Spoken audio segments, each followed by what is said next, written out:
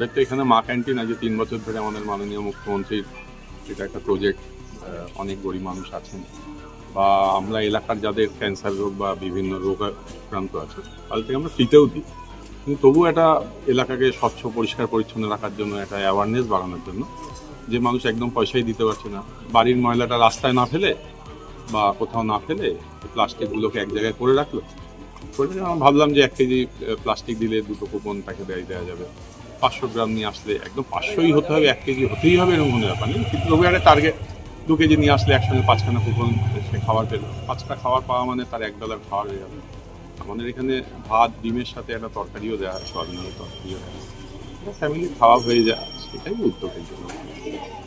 মানে এটা কেন, মানে শহরকে শুধু পরিষ্কার পরিষ্কারও থাকলো, দুটো সাবজেক্টই হলো। যাদের কাছে 5 টাকাও মনে হচ্ছে অনেক সময় বার্ডেন মনে হচ্ছে, এবার রেগুলার কাউকে ফ্রিতে দেওয়ার থেকেও সে নিজের উদ্যোগে অন্তত কিছুটা সমাজের জন্য সেও কিছু করুক। তাকে আমরা খাবার দিচ্ছি, তার কাছে পয়সা নেই, কিন্তু মিনিমাম কিছুটা শ্রম দিক নিজের ভদ্রেশ্বরের জন্য, নিজের এলাকার জন্য, অন্তত নিজের বাড়িটাকে পরিষ্কার রাখুক, নিজের রাস্তাটাকে পরিষ্কার রাখুক, সেটাও পাশাপাশি সেটা চিন্তা ভাবনা। বাড়িতে মানে ইউজ করি প্লাস্টিক, সেই প্লাস্টিকগুলো আজকে আমি নিয়ে এসেছি, আপনি দেখতে পারবেন বস্তা করে আমি নিয়ে এসেছি। 2 কেজি প্লাস্টিক এনেছি, আমাকে 5টা খাবার পেয়েছি। কেন এটা করা হচ্ছে জানো?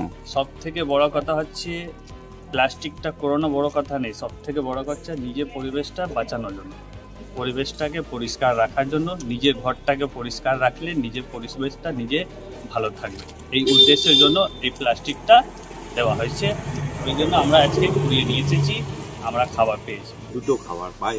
আমি গরিব মানুষ, এই জন্য জমা করে আমি দিই, 2টো খাবার পাই। আচ্ছা, আর 500 দিলে একটা, আর তোমার 2 কিলো দিলে 4টে। আচ্ছা, আর এটা মানে কেন হচ্ছে বা কি হচ্ছে? আমার পয়সা দেখছি আমার সেভ হচ্ছে। হ্যাঁ, 5 টাকা দিলে 2টো খাবার পাচ্ছি আমি, 5 টাকা না দিলে ওই জন্য দিচ্ছি। আমি জমা করছি, জমা করে আমি প্লাস্টিকগুলো নিয়ে এসে এখানে দিচ্ছি, আমি খাবার পাচ্ছি।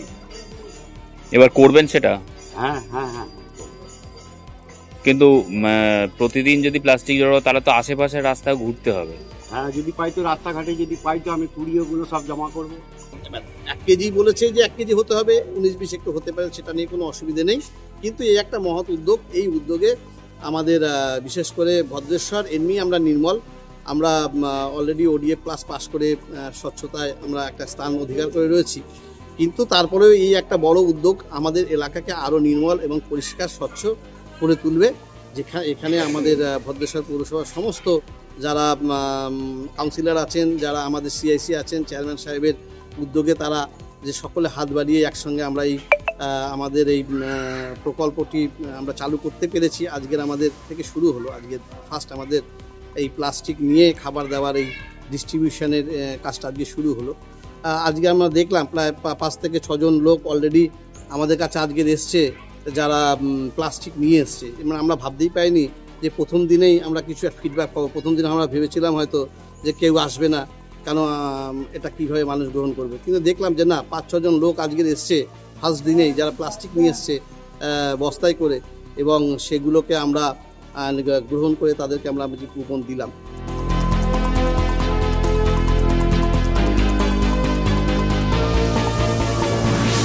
ফলো করুন সংবাদ প্রতিদিন ডিজিটাল।